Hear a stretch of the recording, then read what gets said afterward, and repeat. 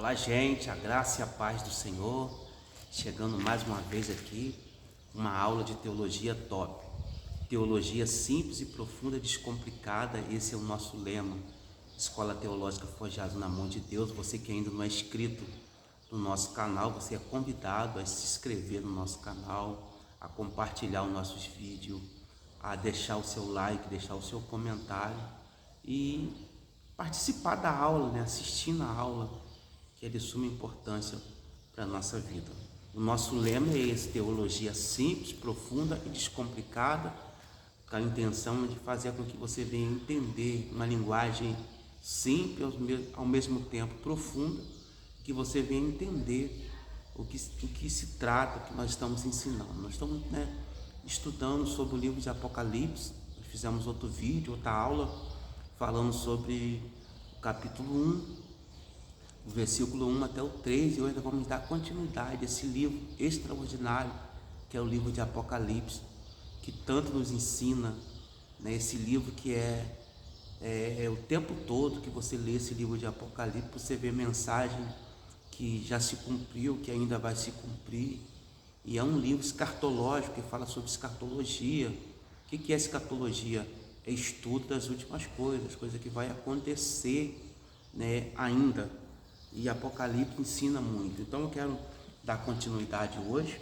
Nós vamos dar continuidade a partir do capítulo 1 de Apocalipse, a partir do versículo de número 4, a dedicação do amado, querido apóstolo João. Está escrito assim: João, às 7 igrejas que está na Ásia, graça e paz seja convosco da parte daquele que é, que era e que há de vir, e dos 7 espíritos que estão diante do seu trono, e da parte de Jesus Cristo, que é fiel testemunha, o primogênito dentre os mortos e o príncipe dos reis da terra, aquele que nos amou e em seu sangue nos lavou do nosso pecado e nos fez rei, sacerdote para Deus seu Pai. A ele seja a glória, o poder para todos sempre. Amém. Então aqui do versículo 4 ao versículo de número 6 é a dedicação de João. João, ele recebe a incumbência, o convite de Deus, e Deus chama ele foi arrebatado até o terceiro céu. E quando ele chega no terceiro céu, ele vê coisa extraordinária, ele vê o trono de Deus, ele vê os anjos do Senhor, ele vê o livro da vida, tudo que ainda Deus ia desvendar para ele, Deus ia revelar para ele.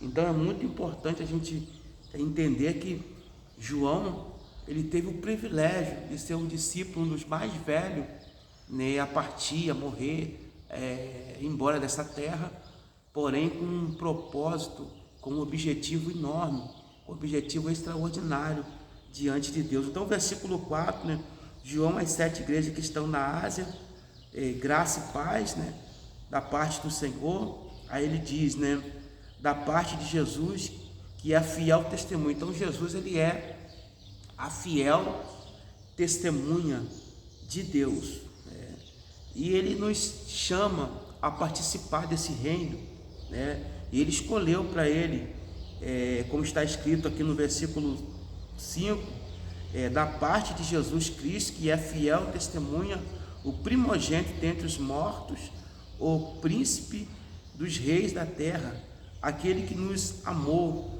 em seu sangue nos lavou. Então nós estamos lavados pelo sangue de Jesus, esse sangue que foi derramado na cruz do Calvário, que perdoa pecado. Lembra de João, Evangelho de João, capítulo 1, versículo 29, quando João Batista vê Jesus e diz assim: eis o Cordeiro de Deus que tira o pecado do mundo. Então Jesus é o Cordeiro de Deus que tira o pecado do mundo. Aí no versículo 6 ele fala: e nos fez reis, sacerdotes para Deus Pai, seja dada a glória e o poder para todos sempre. Então ele, desse reino, que aonde o nosso Deus, ele é o rei, aonde ele tem, nesse reino dele, príncipe, tem sacerdote, tudo isso que faz parte desse reino vasto que é o reino de Deus. Quando Jesus chegou aqui na terra, ele disse que ele veio trazer o reino do céu para nós, o reino de Deus. Então, o reino, por isso que Jesus sempre enfatizou, dizendo: o meu reino não é dessa terra, o meu reino não é deste mundo, o reino de Jesus é outro reino, né?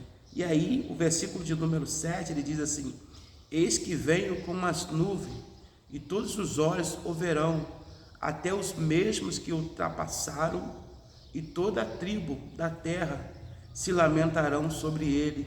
Sim, o amém. Então, assim como no livro de Atos dos Apóstolos, quando Jesus ele foi assunto ao céu, nós vemos lá o texto lá de Atos dos Apóstolos, capítulo 1, no contexto ali, nós vamos ver que os anjos, né, estão subindo, Jesus subindo com os anjos, e aqueles homens que estavam ali, que presenciaram, começaram a olhar para Jesus.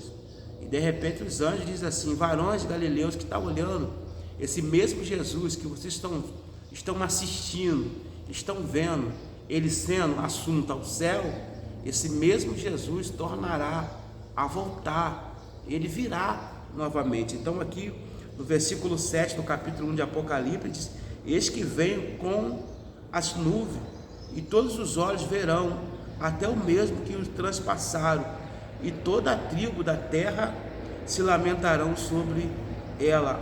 Assim o amém. Então, dentro da visão pré-tribulacionista, nós temos, né, 3 correntes, que são o pré-tribulacionista, o pós-tribulacionista. O que isso significa?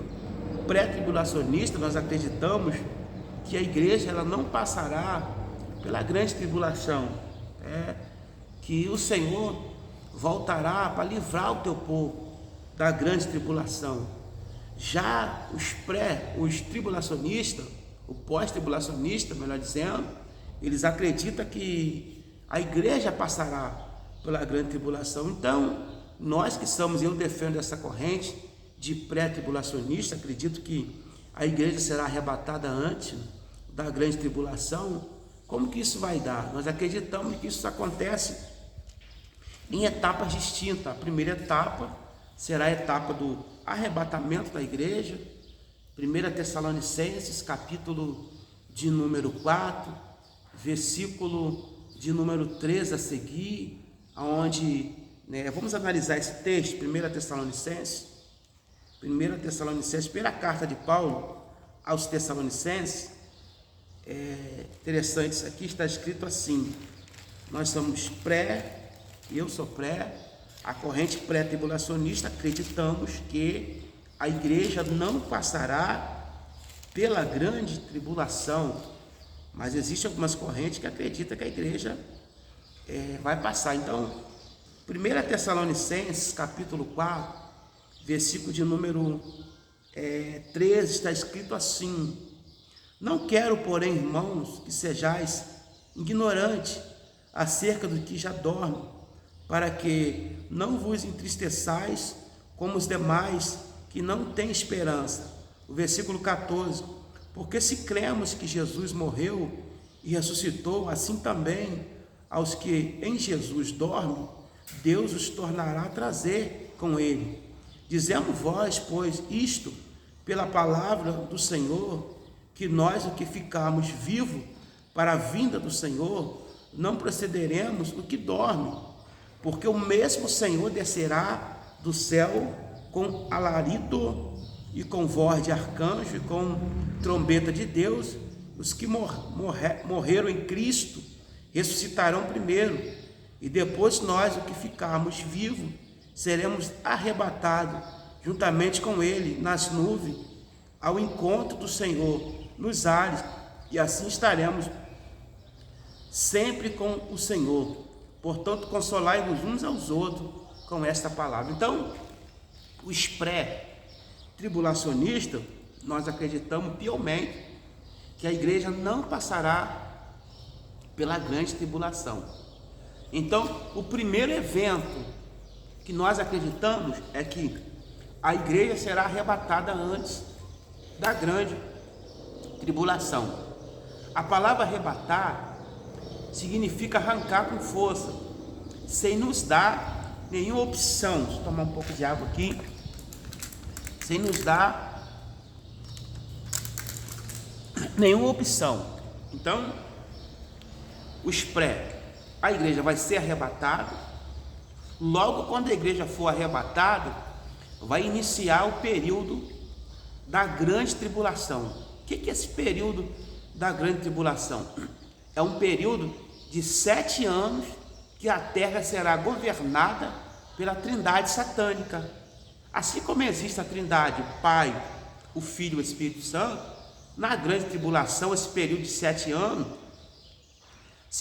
a terra será comandada pela trindade maligna. Que é isso? Satanás, o falso profeta e o anticristo. Então, são uma trindade maligna. Satanás vai dar poder, o anticristo, e o anticristo vai trabalhar juntamente com o falso profeta. Lá em Apocalipse, capítulo de número 13, nós vamos ver uma imagem. O texto diz que a besta que saiu do mar, a besta que saiu do mar ali é o anticristo. O mar simboliza pessoas, multidão. Então a besta, né, que saiu do mar é um anticristo. Aí tem 7 cabeças, né, chifre. O que isso significa? Chifre na Bíblia significa poder. Cabeça na Bíblia significa comando. Então essas 10 cabeças que aparecem lá em Apocalipse, capítulo de número 13, vamos até conferir isso aqui, que isso aqui é relevante dentro desse estudo do Apocalipse, e esse estudo escatológico, que é de suma importância. Vamos lá analisar. Apocalipse, capítulo de número 13. Perceba que eu estava lendo lá em 1 Tessalonicenses. 1 Tessalonicenses fala, capítulo 4, versículo 13, fala do arrebatamento. A igreja será arrebatada, a igreja será arrancada da terra para o céu, né? Sem dar opção. A igreja é arrebatada. Quando a igreja é arrebatada, logo em seguida, na terra inicia o período da grande tribulação. Como eu falei, são 7 anos. A grande tribulação será comandada por Satanás, o anticristo e o falso profeta. Então vamos ver em Apocalipse, capítulo de número 13, a besta que saiu do mar. Apocalipse capítulo 13, verso 1 diz assim: eu pus-me sobre a areia do mar e vi subir do mar uma besta que tinha 7 cabeças. Perceba que ela tem 7 cabeças. Essas 7 cabeças aqui são 7 poderes, 7 comandos que ela vai comandar. 7 cabeças e 10 chifres, e sobre o seu chifre 10 diademas. Então 10 chifres aqui significa poder, que ele vai comandar, reino que o anticristo vai comandar. 10 chifres, e sobre o seu chifre 10 diademas. O que é isso? Coroa, comando de pessoa, de reino. E sobre a sua cabeça um nome de blasfema, porque ele vai blasfemar contra o verdadeiro Deus. E o versículo 2: e a besta que vi era semelhante ao leopardo, os seus pés como de urso, e a sua boca como a boca de leão, e o dragão deu-lhe seu poder e o seu trono, grande poder. Então nós temos aqui no versículo 2 a besta que saiu do mar, que é o anticristo. Nós vamos perceber que ela tem 7 chifres, poder, 10 cabeças, comando, coroa sobre a sua cabeça. E no verso 2 ela diz assim: a besta que vi, João relatando, João tem a visão, a besta que vi era semelhante ao leopardo. Aí nós temos aqui a mesma visão, é muito parecido aqui, a visão de Daniel, no capítulo 2 do sonho de Nabucodonosor, que Nabucodonosor esqueceu do sonho, e Daniel interpretou que foi 4 reinos, que depois se repete no capítulo 7 de Daniel, de 7 impérios, que o leão simboliza o império babilônico, né? E o urso simboliza o império medo-persa. e o leopardo simboliza o império da Grécia de Alexandre o Grande, e o animal espantoso que Daniel não identificou simbolizava o Império Romano. Aqui em Apocalipse capítulo 13 também nós vamos ver, a partir do versículo 2 também, João relatando: e a besta que vi era semelhante ao leopardo, os seus pés como de urso, olha aí, sua boca como a boca de leão, e o dragão deu-lhe seu poder e o seu trono grandemente. Então, essa besta que saiu do mar é o anticristo. O que vai ser o anticristo? Um político poderoso, influente, um poliglota, um cara que vai dominar vários idiomas, um cara muito intelectual, inteligente, que vai trabalhar na grande tribulação. Só que no período da grande tribulação, ele vai receber do dragão. Olha só que coisa interessante. No finalzinho do versículo 2 de Apocalipse 13, isso aqui é relevante. Nós vamos ver que a besta que vi era semelhante ao leopardo, os seus pés como o de urso, e a sua boca como a boca de leão, e o dragão deu-lhe o seu poder e o seu trono, grande poder. Então, esse dragão aqui é o mesmo dragão de Apocalipse capítulo 12, que é Satanás, a antiga serpente. Então, esse dragão, que é Satanás, ele vai dar poder para o anticristo. Então, por isso que vai ser a trindade satânica: Satanás, o anticristo e o falso profeta. Então, Satanás, ele vai reinar, dando poder à segunda pessoa, que é o anticristo, e o falso profeta, que vai ser um líder religioso, que vai trabalhar na grande tribulação. Nesse período da grande tribulação, nós acreditamos que a igreja não vai estar aqui, dentro da visão pré-tribulacionista. Como eu falei, que são três correntes, de interpretação. Uma acredita que a igreja não vai passar pela grande tribulação. A outra corrente diz que a igreja vai passar até a metade da grande tribulação, depois Jesus vem e arrebata. E a outra corrente, que são pós-tribulacionistas, acredita que a igreja vai passar pela grande tribulação, porque a igreja sempre passou, que a igreja sempre viveu esse momento. Mas dentro da visão pré-tribulacionista, acreditamos piamente, defendemos essa ideia em que a igreja não passará pela grande tribulação.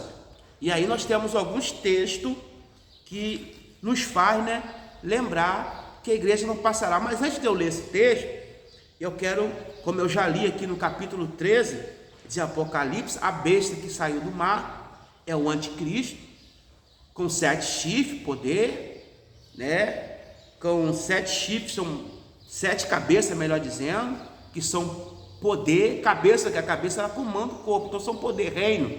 7 chifres, poder que ela vai receber. E aí nós temos logo em diante, a partir do versículo Apocalipse 13, a partir do verso 11, nós temos aqui a segunda besta. Aqui, vamos lá. A besta que saiu da terra, sobre a terra agora. E vi subir da terra outra besta, e tinha 2 chifres, semelhante ao de um cordeiro, falava como o dragão, exerceu todo o poder da primeira besta na sua presença, e fez com que a terra e os que nela habitam adore a primeira besta, cuja chaga mortal fora curada. Então, perceba que os 3 estão trabalhando. A primeira besta que sai do mar, o anticristo, recebe o poder do dragão, que é Satanás. A segunda besta da terra é o falso profeta, que vai trabalhar em conjunto com a primeira besta, que é o anticristo. Então perceba que essa segunda besta que saiu da terra é o anticristo, é o falso profeta, perdão, irmão, é o falso profeta. Então, capítulo 13, a primeira besta da água, o anticristo, 7 chifres, poderes, 10 cabeças, reino, recebe o poder do dragão, Satanás. A segunda besta, Apocalipse 13, 11, é o falso profeta. O falso profeta receberá poder para poder trabalhar junto com o anticristo. E aí ele vai receber poder de Satanás, ele vai operar milagres, ele vai curar, ele vai até simular que a primeira besta, que é o anticristo, né, que vai morrer, vai simular que ele ressuscitou. Então esse líder religioso que vai trabalhar na grande tribulação, ele vai fazer de tudo para que as pessoas venham blasfemar contra Deus. Quem vai estar aqui na grande tribulação, fazer com que todos venham acreditar. Hoje, irmão, nós já temos muitos falsos profetas. Jesus alertou muito isso aqui.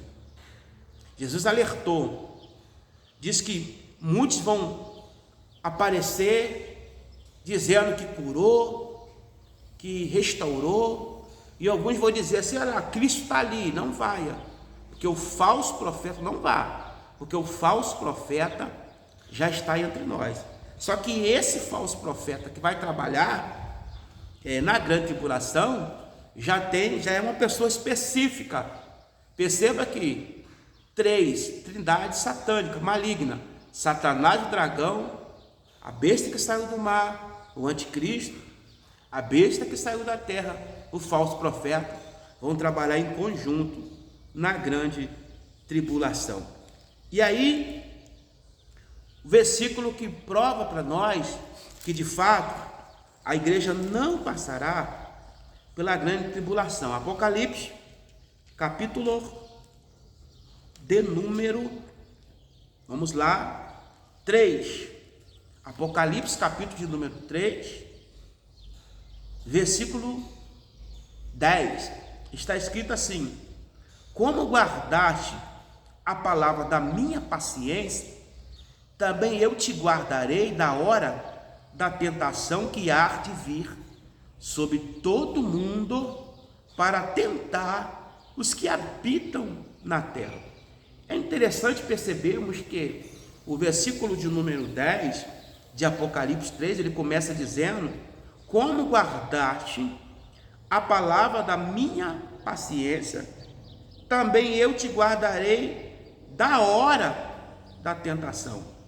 É interessante que o autor, que o apóstolo João, diz que o Senhor nos livrará da hora da tentação, não na hora da tentação. Aqui nós temos um versículo chave, relevante, de suma importância, em que a igreja não passará pela grande tribulação. Como guardaste a palavra da minha paciência, eu também te guardarei da hora da tentação, não na hora. Poderia estar escrito: como guardaste a palavra da minha paciência, eu te guardarei na hora da tentação. Mas diz, não guardará, não diz isso, guardará da hora da tentação. É interessante. Então, guardará da hora, não na hora, da hora da tentação. Então nós temos assim alguns exemplos bíblicos em que a igreja não passará pela grande tribulação. São exemplos extraordinários. Nós temos lá no Antigo Testamento Deus levando Enoque, antes do dilúvio, Deus preparando tudo. Nós temos Elias ali em 2 Reis capítulo 2, que é um tipo do arrebatamento da igreja. Então nós cremos piamente que a igreja não passará pela grande tribulação. E voltando agora para Apocalipse, para finalizar essa aula de Apocalipse, como estamos na introdução, só que o tema do livro de Apocalipse ele é vasto, que é escatológico, leva vários assuntos, a gente tem que ir por etapa. Então, para que a gente possa entender esse versículo de número 11 de Apocalipse 1, onde Jesus diz, onde o Senhor diz, muito claro, Apocalipse capítulo de número 1, a partir do versículo de número 7, eis que venho como as nuvens, e todos os olhos verão, até o mesmo que os ultrapassaram. Então, essa segunda volta de Cristo, isso vai acontecer depois da grande tribulação. Primeiro ponto, a igreja é arrebatada, como falei. Uma vez que a igreja for arrebatada, se inicia a grande tribulação na terra, com um período de 7 anos, Só que esse período não vai estar 7 anos, porque com 2 anos e meio o pacto está quebrado, porque Satanás ele não vai conseguir durante muito tempo enganar o povo judeu, né? O primeiro passo dele é enganar o povo, fazer aliança com Israel, porque Israel ainda não recebeu o Messias. Israel ainda não acredita, né, que o Messias já veio. Eles ainda esperam para o Messias, ainda não aceitaram o Messias. Então, nesse período da grande tribulação, de 2 anos e meio que será rompido, né, ele vai começar bem, como eu disse aqui, é um político influente, é um político poliglota, recebe o poder do dragão Satanás, junto com o falso profeta. Nós vimos lá em Apocalipse, Apocalipse capítulo 13, que o falso profeta, ele fala como, né? Fala como cordeiro, mas por trás é um dragão, porque ele recebe o poder do dragão. É assim que age o falso profeta. Aparentemente você acha que ele é cordeiro, mas não é cordeiro em pele de lobo. Então nós vamos ver que a grande tribulação é um período de 7 anos, mas 2 anos e meio, Satanás rompe o pacto ali, aonde os judeus vai clamar pelo Messias, e o Messias voltará. Na segunda volta de Cristo agora aqui vai ser, né, aí que os pós-tribulacionistas não gostam, né, eles piram, porque eles não acreditam na questão do arrebatamento secreto, eles não acreditam que a igreja será arrebatada, que a volta de Cristo agora para buscar a igreja será só para a igreja, só os cristãos vão ver, só os cristãos vão perceber. Eles não acreditam nisso. Então nós vamos ver que a igreja será arrebatada, começa a grande tribulação. Depois da grande tribulação, volta Jesus aqui em glória para terminar a grande tribulação, né? E aí a gente vai ver que Satanás será preso por 1000 anos, né? E aí inicia o período do milênio. Mas isso aí a gente vai falar mais para frente. Por hora, agora nós queremos tratar sobre, né, a introdução do livro de Apocalipse hoje. E aí a gente, para finalizar essa aula extraordinária, né, para a gente finalizar, nós temos aqui o versículo de número 11 de Apocalipse, capítulo de número 1, onde diz assim: que dizem, eu sou o alfa e o ômega, o primeiro e o derradeiro. O que vês, escreve no livro, envia as 7 igrejas que está na Ásia. Então, o alfa é a primeira letra do alfabeto grego, o ômega é a última letra do alfabeto grego. Então, o próprio Senhor, ele é o primeiro, o alfa ele é o primeiro e o ômega, ou seja, ele é o princípio e o fim. Aí ele continua dizendo que era para escrever para as 7 igrejas da Ásia. A primeira igreja, a igreja de Éfeso. A segunda igreja, a igreja de Esmina. A terceira igreja, a igreja de Pérgamo. A quarta igreja, a igreja de Tiatira. A quinta igreja, a igreja de Sardes. A sexta igreja, a igreja de Filadélfia. E a sétima igreja, a igreja de Laodiceia. Então ele encerra o Apocalipse, ele encerra o capítulo 1 de Apocalipse, falando sobre as 7 igrejas da Ásia. Então aí João tem a visão, né, de Cristo glorificado. E aí eu encerro essa aula de hoje. Na próxima aula eu vou falar no finalzinho de Apocalipse sobre os 7 candelabros. Vou falar sobre isso, o que é isso, as 7 estrelas na mão do Senhor Jesus e a visão gloriosa que João encontra com o Senhor. E aí, finalizando o capítulo 1 desse estudo, nós vamos começar a estudar sobre as 7 igrejas da Ásia, cada igreja no seu tempo. Lembrando que a primeira é a igreja de Éfeso. Então, aí, uma aula extraordinária, né? Você que ainda não é inscrito no canal, se inscreva, dá o seu like e compartilha. Deus abençoe a tua vida. Lembrando sempre, teologia simples, profunda e descomplicada. Teologia simples e profunda e descomplicada. Deus abençoa a tua vida.